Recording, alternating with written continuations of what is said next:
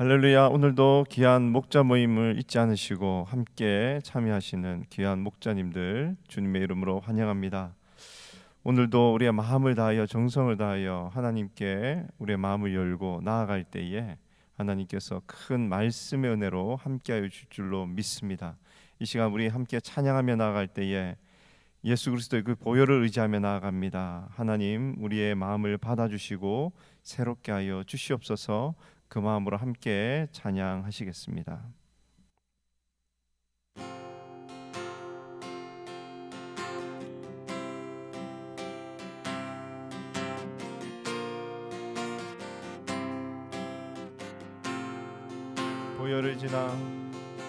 보혈을 지나 하나님 품으로 보혈을 지나 아버지 품으로 보혈을 지나 하나님 품으로 한 걸음씩 나아가네. 보혈을 지나 하나님 품으로 보혈을 지나 아버지 품으로 보혈을 지나 하나님 품으로 한 걸음씩 나아가네. 존귀한 주 보혈이 내 영을 새롭게 하시네. 존귀한 주 보혈이 내 영을 새롭게 하네. 존귀한 주 보혈이 내 영을 새롭게 하시네. 존귀한 주 보혈이 내 영을 새롭게 하네. 높은 목소리로 보혈을 지나 하나님 품으로 보혈을 지나 아버지 품으로 보혈을 지나 하나님 품으로 한 걸음씩 나아가네. 존귀한 주 보혈이 내 영을 새롭게 하시네. 존귀한 주 보혈이 내 영을 새롭게 하네. 존귀한 주 보혈이 내 영을 새롭게 하시네. 존귀한 주 보혈이 내 영을 새롭게 하네.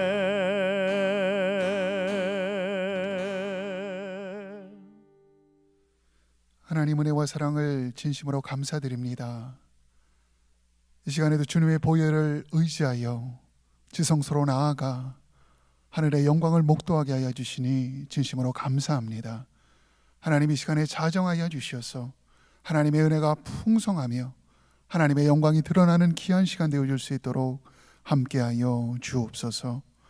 하나님 장기간의 코로나 위기 가운데도 하나님께서 우리 몸된 귀를 지켜주시고 주일 광야 예배를 통하여 온라인 예배를 통하여 하나님의 풍성한 은혜를 더하여 주시니 감사합니다. 하나님 온라인 제자 훈련을 오픈함으로 말미암아 하나님 말씀으로 우리의 심령을 채워주시니 진심으로 감사합니다. 또한 온라인 어원화를 통하여 하나님 우리 어린 자녀들이 말씀으로 든든히 세워줄 수 있도록 인도하여 주옵소서. 하나님 코로나 장기화로 말미암아 많은 우리 양들이 어려움을 겪고 있습니다. 하나님 삶의 터전을 잃고 경제적 기반을 잃고 하나님 심령이 연약함으로 말미암아 가정에서 정말 부부 가운데 많은 어려움에 직면하고 있습니다. 하나님 우리 모든 목자님들 다시 한번 깨어 일어나 정말 그들을 위하여 중보하며 기도할 수 있도록 인도하여 주옵소서. 우리가 대면으로 만날 수는 없지만 하나님 그들을 통하여 무릎으로 섬기며 하나님 그들을 주님께 잘 이끌어갈 수 있도록 역사하여 주옵소서. 이 시간에 또한 우리 박성근 담임 목사님을 통하여 귀한 말씀 주실 텐데 하나님 이 말씀으로 우리 모든 목자님들 힘을 얻게 하여 주시고 성령 충만함으로 말미암아 풍성한 은혜의 시간으로 함께하여 주옵소서. 감사하며 우리 구주 예수 그리스도의 이름으로 기도드리옵나이다. 아멘.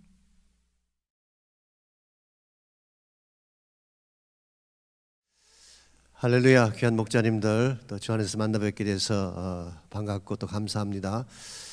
지난주는 조금 온도가 내려가더니 다시 또 이번 주부터 온도가 올라간다고 합니다. 환절기에 건강 조심하시고 또 영적으로도 스트롱해지시길 바랍니다. 오늘은 고린도후서 9장 9절에서 15절까지 있는 말씀 함께 보겠습니다. 9장 9절부터 15절까지 제가 봉독합니다. 기록된 바 그가 헛헛 가난한 자들에게 주었으니 그의 의가 영원토록 있느니라 함과 같으니라. 심는 자에게 씨와 먹을 양식을 주시는 이가 너희 심을 것을 주사 풍성하게 하시고 너희 의의 열매를 더하게 하시리니 너희가 모든 일에 넉넉하여 너그럽게 연보를 하면 그들이 우리로 말미암아 하나님께 감사하게 하는 것이라. 이 봉사의 직무가 성도들의 부족한 것을 보충할 뿐 아니라 사람들이 하나님께 드리는 많은 감사로 말미암아 넘쳤느니라. 이 직무로 증거를 삼아 너희가 그리스도의 복음을 진실이 믿고 복종하는 것과 그들과 모든 사람을 섬기는 너희의 후한 연보로 말미암아 하나님께 영광을 돌리고 또 그들이 너희를 위하여 간구하며 하나님이 너희에게 주신 지극한 은혜로 말미암아 너희를 사모하느니라. 말할 수 없는 그의 은사로 말미암아 하나님께 감사하노라. 아멘. 실천적 예배가 필요합니다. 이런 제목으로 제가 말씀을 준비했습니다. 크리스천 삶에서 가장 중요한 것은 예배죠. 그것이 하나님 우리를 창조하신 목적이고 또 우리 영성의 핵심입니다. 이것이 깨어지면 모든 것이 다 무너지게 됩니다. 그래서 요즘 어려움에도 불구하고 현장 예배를 드리려고 하는 이유도 여기 있고 또 예배는 생명이다. 그래서 끝까지 예배를 사수하려고 하는 그런 모습을 보게 되죠. 그러나 과연 예배라고 하는 것이 꼭 한 가지 형태만 있는 것일까요? 그렇진 않습니다. 예배를 드리는 형태는 다양합니다. 게리 토마스가 쓴 영성에도 색깔이 있다 그 책에 보게 되면 9가지 예배 형태가 소개되고 있죠. 하나님을 사랑하는 9가지 방법이라고 했지만 실제로는 예배하는 9가지 형태를 소개하고 있습니다. 예컨대 자연주의 영성, 자연 속에서 하나님을 예배하는 것, 감각주의가 있죠. 촛불을 켜고 장식을 아름답게 꾸미고 또 아주 좋은 분위기를 만들어서 예배드리는 것, 이 감각주의적 예배죠. 전통주의적 예배, 우리가 주일날 흔히 드리는 예배가 전통주의적 예배입니다. 행동주의적 예배도 있습니다. 참여하고 대결함으로 말미암아 하나님을 만나고 섬기는 그 외에도 열정주의적인 예배도 있고 지성주의적인 예배도 있습니다. 이와 같이 여러 가지 형태의 예배 방법이 있는데 최근에는 한 가지가 더 애드가 됐습니다. 온라인 예배라고 해서 그래서 그런지 최근에 한국에 번역된 책 중에 한 권이 스마트폰 일상 예배가 되다 그런 책이 나왔어요. 토니 라이키가 쓴 책을 번역한 것인데요. 예배를 손에 들고 다니는 핸드폰으로 행하는 것, 이와 같이 여러 가지 많은 형태의 예배가 있는데요. 사실은 형태는 다양할 수가 있고 또 여러 가지 여건에 따라서 그렇게 예배 드릴 수 있다고 저는 생각합니다. 그럴지라도 예배 핵심은 항상 동일합니다. 아무리 형태가 달라져도 예배 핵심마저 달라지면 안 됩니다. 가장 중요한 핵심은 하나님이죠. 하나님을 경외하고 영광 돌리는 것이 예배의 핵심입니다. 두 번째는 영적 교통이 있어야 됩니다. 이 영적인 퍼스널 인터랙션이 일어나야지 예배라고 할 수가 있지. 즉 하나님이 임재하시고 우리를 만지심을 경험하게 되고 하나님께 나의 고백을 올려드리고 찬양을 올려드리는 이게 있어야지 예배지. 그냥 우리가 스마트폰 들여다보듯이 그냥 유튜브 보는 것하고는 다른 차원인 것입니다. 뿐만 아니라 나누기도 하고 만나기도 하는 이것이 사실은 예배의 중요한 핵심들이죠. 이런 면에서 우리가 현장에서 예배를 드리든 온라인에서 예배를 드리든 이와 같은 핵심적인 것이 있어야지 예배가 예배답다고 말할 수가 있습니다. 그래서 코로나 사태가 좀 오래 진행이 되면서 알게 모르게 온라인 예배를 드리면서 조금 마음이 흐트러지는 것도 부인할 수가 없습니다. 그저 뭐 형식적인 예배 드릴 때도 있고 우리가 화면 들여다보듯이 예배할 때도 있고 때에 따라서는 시간도 내 마음대로 맞추어서 예배 드리기도 하고 뭐 누워서 예배 드리기도 하고 이와 같은 예배 형태를 드리는데 사실은 우리가 온라인으로 예배하더라도 하나님이 그 앞에 와 계신다는 인식 앞에 정말 깨어서 경건한 마음으로 예배를 드려야지 바른 예배가 아닌가 생각합니다. 근데 이와 같이 우리가 하나님 앞에 드리는 예배 형태가 다양한데요. 여기에서 한 가지 더 확장시켜서 참된 예배라고 하는 것은 우리가 하나님께 물론 1시간 예배 드리고 1시간 반 예배 드리는 것도 예배지만 예배당이 아닌 삶 속에서 드리는 예배도 중요한 예배입니다. 이렇게 표현할 수가 있습니다. 우리가 교회당 안에서 예배를 드리지만 사실 우리의 예배는 6일 동안의 삶을 통해 연장되어지는 것입니다. 그래서 어떤 분은 이렇게 말씀하신 걸 들었어요. 설교의 결론이 뭐냐? 6일간의 우리 생활이다. 그렇게 말씀하신 분이 있어요. 그래서 교회에서 결론을 내리는 게 아니라 말씀 듣고 현장에 들어가셔서 실제 살아가심으로 말씀의 내용들을 행하는 것입니다. 이런 측면에서 우리가 다시 한번 생각해 보면 maybe 우리 한국 교회 이 부분이 좀 약하지 않을까. 교회에서 열심히 예배는 잘 드리는데 삶 속에 가서 예배를 잘 못하기 때문에 이중적인 그런 모습을 보일 때가 있지 않는가 생각하기도 합니다. 그래서 오늘 본문의 주제를 보시면은 하나님의 영광을 선포하고 복음의 진리를 전가하려면 우리의 삶을 통한 실천적 예배가 필요하다. 그렇게 잡았습니다. 자, 1번 문제. 오늘 본문은 연보에 대한 결론 부분입니다. 사실 고린도후서 8장, 9장 두 장에 걸쳐서 헌금에 대한 말씀을 기록하고 있는데 아마 여러분도 좀 부담스러웠을지 모릅니다. 근데 동일하게 저도 굉장히 부담이 됐어요. 거의 한 4주간을 계속해서 이 말씀을 전해야 되니까 마음이 부담이 안 될 수가 없죠. 그래서 제가 할 수만 있다면은 헌금 자체보다는 조금 포커스를 다르게 이렇게 잡아서 그동안 말씀을 드렸습니다. 오늘 본문의 말씀 경우는 12절을 보시면은 이 바울은 연보를 봉사의 직무라고 표현을 했어요. 봉사의 직무. 영어 성경 보시면은 ministry of service. 이 service가 봉사인데요. 원래 헬라 원문을 보게 되면 라이트로기아라고 하는 그런 단어, 혹은 레이트로기아, 라이트로기아. 일반적으로는 서비스라고 번역을 하죠. 근데 레이토스라고 하는 것은 공적인 그런 뜻입니다. 그리고 에르곤은 일이라고 하는 뜻이죠. 이 두 단어가 합쳐진 것이 레이트로기아인데요. 직역을 하게 되자면 퍼블릭하게 하는 일을 말합니다. 퍼블릭 서비스. 그러나 이제 우리가 신앙적인 차원에서 이 말씀을 사용할 경우에는 교회에서 드리는 공적인 예배나 혹은 프리스틀리 서비스, 제사장적인 직무를 레이투르기아라고 이렇게 표현할 수가 있습니다. 그래서 영어의 리터지라는 단어가 여기서 나왔어요. 보통 예전, 월십, 예시 그렇게 표현할 때 liturgical, liturgy 그렇게 표현하죠. 성경에 보게 되면 이 단어가 누가복음 1장 23절에서는 스가랴가 제사장 직무를 행하는 때에 이 단어를 사용했습니다. 즉 성전을 섬기는 일을 레이트루기아라고 표현했어요. 히브리서 8장 6절에 보게 되면 예수님의 제사장직을 표현할 때 이 단어를 썼습니다. 그리고 히브리서 9장 21절에서는 성막 안의 기구들을 표현할 때도 이 단어가 사용된 것을 볼 수가 있습니다. 그래서 여기서 헌금을 이 봉사의 직무다 레이투르기아라고 표현함으로써 사도 바울은 헌금의 또 다른 한 차원의 컨셉을 우리에게 소개합니다. 지난번에도 말씀을 드렸지만 헌금은 은혜다 그렇게 표현을 했지 않습니까? 지난주 설교를 통해서는 헌금은 축복을 나누는 것이다 그렇게 말했는데 오늘 본문을 통해서는 헌금은 예배다 그렇게 바울이 제시하고 있습니다. 헌금이라고 하는 것은 단순히 가난한 자들을 위한 구제 차원의 사건이 아니라 하나님께 올려드리는 예배 행위다 이 사실을 밝히고 있습니다. 우리가 이 헌금으로 실제 생활 가운데 사람들을 섬기는 것을 오늘 본문은 예배 행위로 보고 있는 것입니다. 이런 측면에서 확장된 예배 개념으로 오늘 본문을 이해해 볼 수가 있겠습니다. 사람을 섬기는 것이 예배다 이렇게 표현을 하면은 조금 마음에 반발하실 분이 계실지 모릅니다. 아니 하나님 섬기는 것이 예배지 어떻게 사람을 섬기는 것이 예배냐 그렇게 반문하실지 모르지만 그러나 성경을 다시 보시게 되면요 하나님을 섬긴다고 하는 것이 실제로는 사람을 섬기는 거예요. 그래서 마태복음 25장 40절에 보게 되면 양과 염소의 비유가 나오죠. 지극히 작은 자 한 사람에게 한 것이 나에게 한 것이다.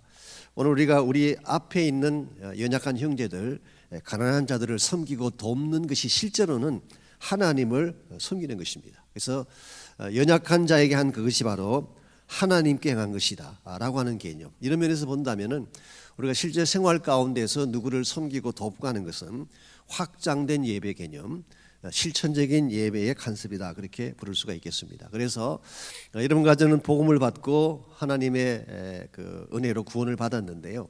이 받은 복음을 가지고 실제 살아야 돼요. 이 복음을 살아내야지 사람들이 감동도 받고 은혜도 받는 것인데 복음 따로 우리 삶 따로 이렇게 살게 되면 결국 세상에 미칠 영향이 없는 것입니다. 이런 측면에서 한번 오늘 본문에 바울이 소개하고 싶어하는 이 섬김이 바로 예배 행위다. 이 포인트를 중심으로 오늘 본문을 제가 정리하려고 합니다.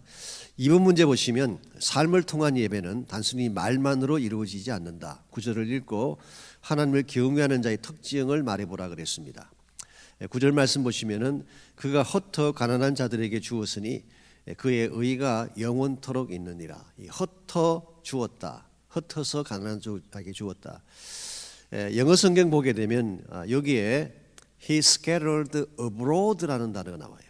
실제로 제가 헬라 원문도 봤더니 그런 의미라고 해석이 되어 있었습니다. abroad라고 하는 이 말은요, 범위가 확장된 것을 말합니다.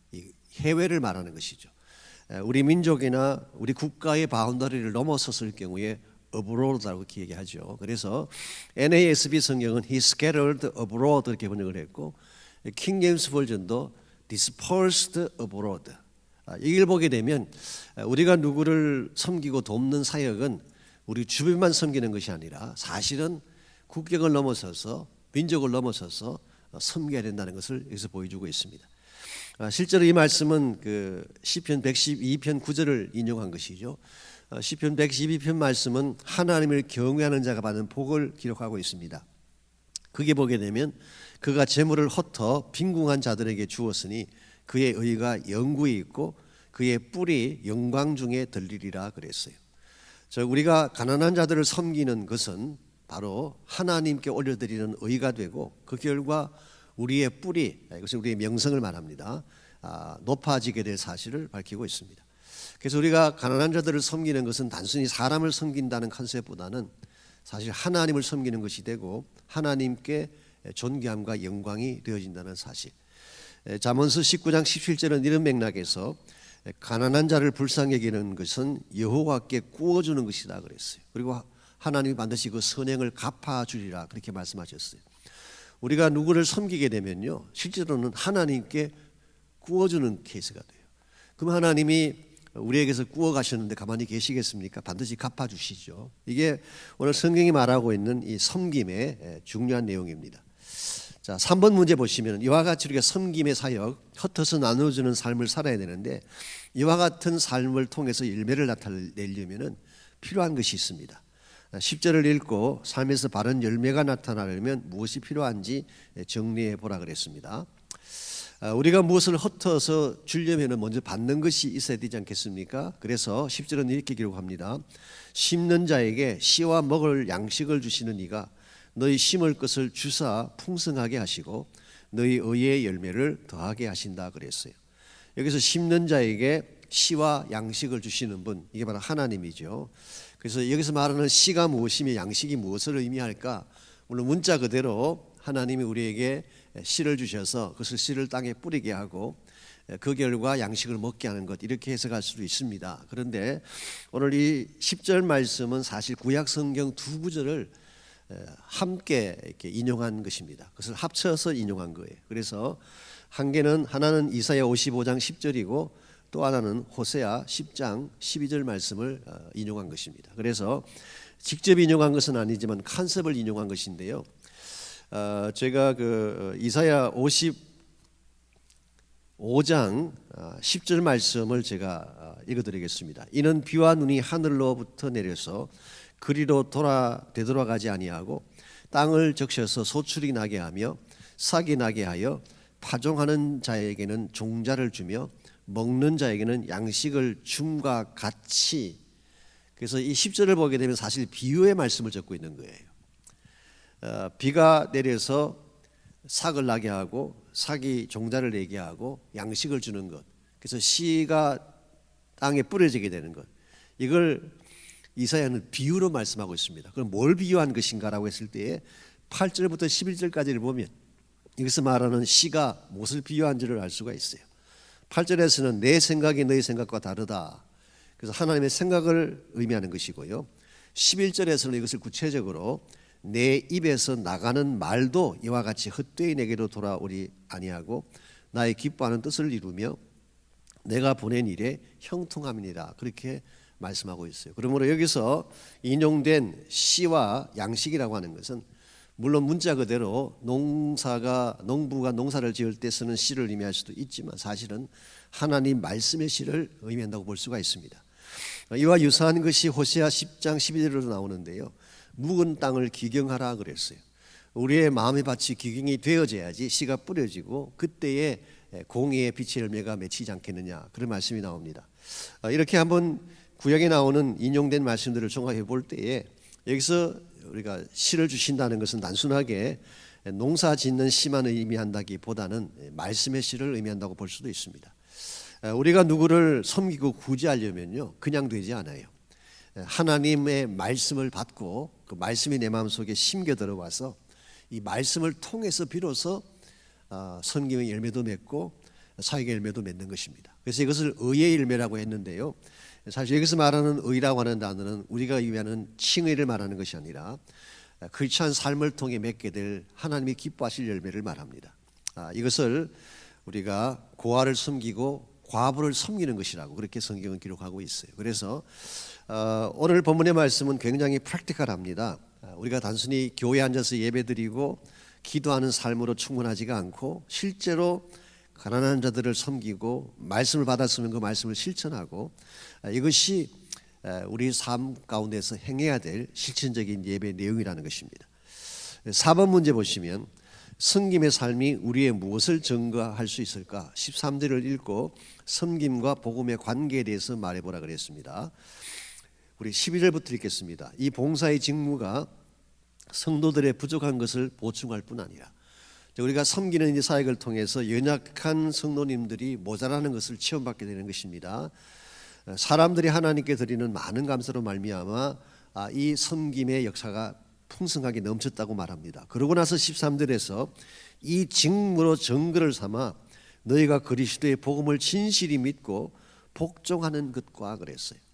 우리가 정말 복음을 진실하게 믿고 복종한다고 하는 것의 증거가 바로 우리가 드리는 섬김의 삶이다, 이제 그런 뜻입니다.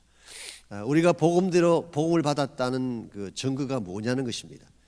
물론 복음이라고 하는 것은 우리가 아는 것처럼 예수 믿고 구원받는 것이죠. 십자가 부활이 복음입니다. 그런데 정말 이 복음을 받았다고 한다면은 우리가 복음을 받은 자의 삶의 증거가 필요하다는 것입니다. 복음을 가진 사람이 남길 수 있는 삶의 열매, 이게 있어야지 정말 우리가 복음을 받았구나, 복음을 순종하며 사는구나, 이것을 사람들이 알 수 있게 된다는 것이죠. 이런 측면에서 이 복음이라고 하는 것은 우리가 구원받는 데만 필요한 것이 아니라 실제 삶에서도 필요하다는 사실을 깨달을 수가 있습니다. 다른 말로 말하면은 복음은 이론이라기보다는 삶이다. 우리가 복음의 내용을 살아가게 되면 그때 사람들이 우리를 통해서 복음을 알게 되고 하나님을 맞이하게 되는. 솔직히 세상 사람들이 복음의 내용을 어떻게 알겠어요? 우리가 물론 십자가를 이야기하고 또 부활에 대한 것을 이야기해 주지만 사실은 그 사람들이 그것만 듣고 금방 이야기는 쉽지 않습니다. 그런데 우리 삶 속에 복음이 실제로 나타나서 우리 삶을 보게 되면 우리가 하는 말이 무슨 말인지를 알아들을 수가 있게 된다는 뜻이에요. 그래서 이 복음을 산다는 것이 구체적으로는 뭘 말하는 것일까? 저는 세 가지 요소를 생각합니다. 첫 번째는 인카네이션을 의미합니다. 복음의 핵심은 그 하나님이신 예수님이 인간이 되시다는 건 아닙니까? 우리가 하나님 위치까지 올라가게 한 것이 아니라 하나님 우리 위치까지 낮아지신 거죠. 그래서 하나님이 우리를 구원하기 위해서 우리와 같이 되신 사건, 이걸 우리가 성육신 사건, 인카네이션이라고 이야기합니다. 그리스도인 삶은 인카네이션이 필요해요. 우리가 먼저 낮아지는 것입니다. 연약하고 가난한 자들과 같아지는 것입니다. 그리고 그 사람들이 가지고 있는 고통과 아픔이 나의 아픔이 되는, 이게 1차적인 단계. 우리가 이 복음을 살기 위해서는 먼저 인카네이션이 필요합니다. 우리가 세상 가운데 내려가고 낮아지고 그들과 같은 마음을 갖는 것이 필요하죠. 두 번째는 희생이 반드시 있어야 돼요. 복음의 핵심은 십자가 아닙니까? 십자가 내용이 뭡니까? 나를 희생함으로써 누구를 살린다는 사건 아니에요. 그러므로 우리 복음을 산다고 말을 하면서 이기적인 삶만 살게 되면 우리가 믿는 복음에 대해서 사람들이 회의할 수밖에 없습니다. 저게 예수 믿는 내용인가? 저게 복음인가? 그렇게 반문할 수밖에 없죠. 그런데 만일 우리의 삶 자체가 정말 예수님께서 나를 위해 모든 것을 다 비워주신 것처럼 나를 비우고 희생할 수 있을 때에 저분이 가진 복음이 이런 것이구나 라고 알게 된다는 것입니다. 세 번째는 능력이 있어야 돼요. 이 복음에는 파워가 있습니다. 소망이 있고 부활의 능력이 있죠. 그래서 우리가 이 복음을 산다고 하는 것은 부활의 능력으로 사는 것을 말하는 것입니다. 이와 같은 요소들이 우리 삶 속에 실제로 있게 되면 사람들이 우리를 통해서 예수님을 만나게 되고 정말 우리가 복음을 받은 자구나라고 하는 증거가 되어진다, 그런 뜻이에요. 그래서 오늘 저희들이 복음을 너무 추상화시키고 복음이라고 하는 것은 교회 안에만 있는 것이라고 생각하는 컨셉 자체를 바꾸고 복음은 생활 속에 실천되어져야 되고 나누어져야 되고 살아야 된다, 이제 그런 내용을 아시면 좋겠습니다. 마지막 5번 문제, 14절은 고린도 성도들의 헌금이 예루살렘 교회에 안겨준 열매에 대해 소개하고 있다. 그들에게 어떤 변화가 일어났는가? 이게 이제 마지막 그 결론 부분입니다. 바울이 그 동안에 마케도니아 교회들이나 고린도 교회를 강권해서 헌금을 레이저했죠.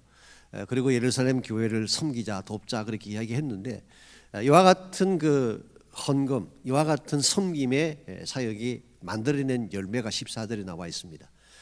그들이 너희를 위하여 간구하며 하나님이 너희에게 주신 지극한 은혜로 말미암아 너희를 사모하느니라. 이게 너희라고 하는 것은 고린도 교회를 말합니다. 즉 이방 교회를 말하는 것입니다. 그렇다면 그들은 누구를 말할까요? 그들은 예루살렘 교회를 말하는 것입니다. 그래서 예루살렘 교회라고 하는 것은 사실 유대인을 말하는 것이죠. 유대인과 이방인, 유대인 교회와 이방 교회, 사실 이 두 교회 사이에는 항상 갈등이 있었고 그동안 문제가 있었습니다. 그래서 바울이 이방 선교를 하면서도 항상 마음이 부담이 됐던 것이 예루살렘 교회였죠. 그래서 어떻게 하면 유대인들과 이방인이 하나가 되어서 함께 동력을 하고 함께 하나님 나라를 이루어가는 것인가, 이것이 바울이 늘 마음의 기도 제목이고 컨선이었는데 드디어 14절에서 그것이 이루어진 사실을 말하는 것입니다. 유대인들인 그들이 너희를 위해 간구한다는 거예요. 즉 유대인 교회가 이방인 교회를 위해 중보 기도하게 된다는 사실, 이거 굉장한 변화 아닙니까? 적대감을 갖는 것이 아니라 이방 선교와 이방 지역에 있는 교회들을 위해서 예루살렘 교회가 중보자가 된다는 것입니다. 뿐만 아니라 너희를 사모한다고 했어요. 유대인 교회가 이방인 교회를 사랑하고 그리워한다는 사실, 이거 굉장한 변화가 아닐 수가 없습니다. 그래서 처음에 시작은 물질을 헌금하는 것처럼 시작을 했지만 실제로 이것이 남기게 된 열매는 이방 교회와 유대인 교회가 화목이 되고 서로 사랑하는 관계가 되고 서로 중보하며 도와주는 파트너 관계가 되고 결과적으로 하나님의 나라를 함께 만들어가는, 이것이 사실은 헌금이라고 하는 사건이 만들어낸 위대한 열매라고 할 수가 있겠습니다. 오늘 여러분과 제가 이렇게 예배라고 하는 컨셉을 생각할 때에 항상 교회당 안에서 아니면 우리가 하나님을 찬양하는 건 이것만 예배라고 생각을 하지만 오늘 바울은 이것을 좀 더 익스텐드해서 섬김의 삶도 예배다, 섬기는 것도 예배 행위다. 그래서 가난한 자들을 섬기고 가난한 교회들을 섬기고 선교사님들을 섬기고 연약한 지체들을 돌보고 섬기는 것, 이게 바로 하나님을 섬기는 것이고 이것이 바로 실천적인 예배다. 그렇게 오늘 성경은 교훈하고 있습니다. 그래서 6번 문제, 우리의 예배는 삶 속에서 실천되어야 한다. 실천적 예배를 드리려면 무엇이 필요할까? 말씀드린 것처럼 첫 번째로 나눔의 실천이 필요합니다. 두 번째는 복음의 실천, 복음을 행하는 실천이 필요합니다.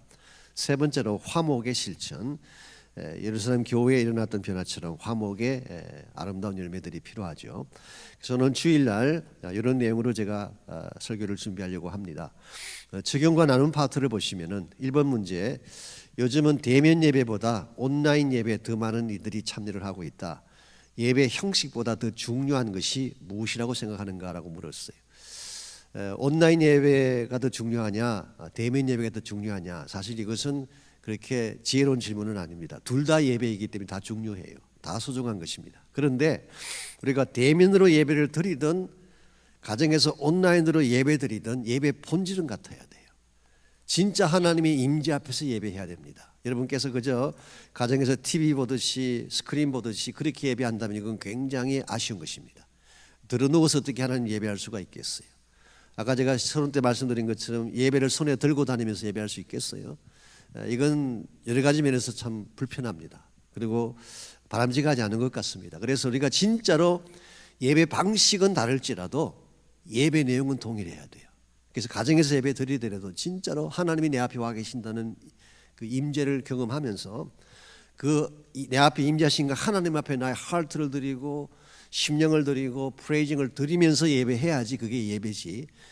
온라인 예배니까 시간도 마음대로 조정하고 뭐 주일날 다른 거 다 하신 후에 혹시 시간 남으면 그때 가서 1시간 틀면서 이걸 예배라고 생각한다면 이건 굉장히 잘못된 것입니다. 그래서 그럴 일은 없겠지만 지금 코로나 사태가 한 6개월 이상 진행되다 보니까 우리도 모르는 사이에 점점 이게 점점 루스하게 되는 것 같아요. 처음에는 경건하게 하나님 앞에 예배 드린다고 했던 분들도 차츰차츰 마음이 점점 이렇게 루스하게 되고 형식적으로 예배 드리게 되고 그냥 1시간 영상 보고 예배 드렸다라고 생각하기 참 쉬운 그런 상태가 됐습니다. 그래서 여러분께서 혹시라도 그런 모습들이 있다면 진짜 예배를 예배답게 드리는, 저는 꼭 뭐 대면 예배가 더 좋다 나쁘다 그 얘기하는 게 아니라 물론 대면 예배가 좋은 점이 더 많긴 합니다. 여러분 나오셔서 직접 하나님께 예배하는 것하고 혼자서 그냥 화면 들여다보는 건 달라요. 예를 들어서 여러분께서 어떤 뭐 큰 연주회나 연극이나 이런 걸 볼 때에 그냥 TV 화면 통해서 보는 것하고 현장 가서 보는 게 같아요? 같을 수가 없죠. 그래서 뭐 온라인도 똑같은 예배라고 이야기하지만 사실 현장감이랄지 실제 임재를 경험하는 것이랄지 또 함께 모인 성도들이 서로 인터랙트하면서 찬양하고 하는 것은 다른 것입니다. 그래서 물론 더 귀한 면이 있지만 그럴지라도 온라인 예배도 역시 소중하고 지금 상황에서는 온라인 예배밖에 다른 또 옵션이 없잖아요. 그럴지라도 예배의 본질은 같았으면 좋겠다. 그게 저희 마음입니다. 2번, 예배 형태는 다양하다. 그중에서 실천적 예배란 어떤 것을 말할까? 자신의 생각을 나누고 보라 그랬습니다. 삶 속에서 드리는 예배죠. 성경 구절 2개를 거기에 제가 인용해 드렸습니다. 하나는 12장 로마서 12장 1절 너희 몸을 하나님이 기뻐하시는 거룩한 산 제사로 드리라. Living sacrifice. 구약 시대에는 제물을 잡아서 드렸죠. 제물의 피를 흘려서 이렇게 제사를 드렸는데 로마서 12장 1절에서는 살아있는 처, 여러분의 삶 자체가 걸어다니고 말하고 행동하는 이 모든 것 자체가 예배가 되는 이게 living sacrifice. 히브리서 13장 15절 16절을 제가 인용해 드렸습니다. 거기 보게 되면 두 가지 예배가 나오는데요. 하나는 찬미의 제사가 나옵니다. 이 찬미의 제사는 아주 우리가 이미 알고 있는 것처럼 뭐 예배에 모여서 같이 찬양하고 하나님께 월십하는 우리가 알고 있는 그런 예배 형태라고 할 수 있죠. 그런데 히브리서 저자는 두 번째로 선한 행함과 나눔의 삶도 제사라고 표현했어요. 이게 바로 실천적인 예배입니다. 그래서 우리가 교회 안에서 찬양하며 예배 드리는 것도 굉장히 중요한 예배지만 현실 가운데서 나누고 섬기는 것도 우리가 놓쳐서는 안 될 예배다. 그래서 여러분께서 한번 내 삶의 실천적 예배가 어떻게 진행되고 있는지를 좀 점검도 하고 적용하시면 좋겠습니다. 3번 문제, 어려운 자를 섬기는 사역은 중요하다. 왜 그럴까? 당신은 이것을 위해 실제로 얼마나 헌신하고 있는가 물었어요. 자, 어려운 자들을 섬기는 것이 왜 중요할까요? 말씀드린 것처럼 그게 바로 주님을 섬기는 일이기 때문에 그렇습니다. 그래서 우리가 연약한 자들을 섬길 때 그냥 내가 불쌍해서 섬기고 동정해 섬긴다기보다는 주님을 섬긴다는 마음으로 섬기게 된다면 이게 진짜 실천적 예배가 되는 것이죠. 그래서 여러분께서 이와 같은 그 실천적 섬김의 사역을 얼마나 하고 있는지 한번 점검해 보시기 바랍니다. 잘하시는 케이스도 있고 좀 미흡한 케이스도 있겠죠. 앞으로 가능하다면은 우리도 좀 이런 그 실천적 예배를 더 드릴 수 있으면 좋겠습니다. 4번 문제, 복음은 이론이 아니다. 실제적인 삶이다. 당신은 복음을 실천할 용의가 있는가? 그렇게 살리면 무엇이 필요한지 나누어보라 그랬습니다. 말씀드린 것처럼 복음은 삶입니다. 이 복음의 삶을 살아가려면 뭐가 필요할까요? 우리 스스로가 예수님처럼 다가가는 삶이 필요하겠죠. 성육신의 모습입니다. 혹은 십자가를 지는 것처럼 양보하고 나를 내어드리는 삶이 필요하겠죠. 뿐만 아니라 복음의 그 능력을 행사함으로써 많은 사람들에게 희망을 주고 또 소망을 주는 삶도 필요하겠죠. 여러분께서 이 복음을 복음답게 살기 위한 여러 가지 많은 실천 방안들에 대해서 나누시면 좋겠습니다. 5번 문제, 우리가 보여줄 최상의 열매는 사랑이다. 당신의 삶 속에는 사랑의 열매가 있는가? 이것을 이루기 위해 당신이 할 수 있는 일들을 나누보라 그랬습니다. 사실 예루살렘 교회와 이방 교회는 서로 적대 관계에 있었고 화목하지 못했는데 섬김을 통해 화목이 이루어지고 사랑이 이루어지지 않았습니까? 우리 삶 속에도 이와 같은 섬김이 있다면 사랑의 열매를 맺을 수가 있습니다. 그래서 그냥 말로만 섬기는 것이 아니라 실제로 생활을 통해서 삶을 통해 섬기고 여러분의 마음을 먼저 이렇게 드리고 또 진짜 필요한 것들을 적절하게 도와드리는 이런 모습들을 통해서 우리 사랑의 열매를 맺어갈 수가 있습니다. 사실 부부 관계도 오래 살다 보면은 이게 좀 흠해질 때가 있죠. 이 관계성이 그때에 여러분이 실제적인 사랑을 표현하는 행동을 하게 되면 뭐 꼭 말만 하는 것이 아니라 실제 삶을 통해서 섬기고 도와주고 행동을 하게 되면 훨씬 더 좋은 열매가 맺힐 수가 있습니다. 그래서 이런 내용들로 여러분께서 적용도 하시고 또 나누기도 하시고 그렇게 사용하시기 바랍니다. 기도 제목 첫 번째, 참된 예배 능력과 열매를 위해 기도하라. 제가 참된이란 단어를 쓴 이유가 예배 형식을 말하는 것이 아니라 진짜로 예배 가운데 임재하신 하나님을 체험하는, 그것이 가정에서 드리는 예배든 교회에서 드리는 예배든 진짜 예배 열매가 좀 있으면 좋겠어요. 그래서 생활 가운데도 예배 열매가 있으면 아마 우리 교회 위상이나 현재 교회 위기들이 많이 해소되리라고 생각을 합니다. 두 번째 기도 제목, 제자 훈련과 우리 다음 세대를 위한 기도해 주시기 바라고, 마지막으로 코로나를 위한 기도 계속해 주십시오. 백신이 이제 곧 시행될 것이라는 그런 보도도 나왔는데요. 백신이 되더라도 이 회복까지 가려면 조금 더 시간이 걸립니다. 그래서 지금 굉장히 어려운 시기까지 왔는데 조금 더 여러분 인내하며 견디시기를 바라고, 또 빠른 시간 안에 이것이 종식될 수 있도록 기도해 주시고, 연약한 많은 성도님들 삶이 회복될 수 있도록 목자 되신 여러분들께서 기도도 하시고 좀 전화도 해주시고 또 교제도 해주시면 더 좋겠습니다. 또 한 주간 여러분 승리하시고 또 건강하시기를 바랍니다. 제가 기도하고 마치겠습니다.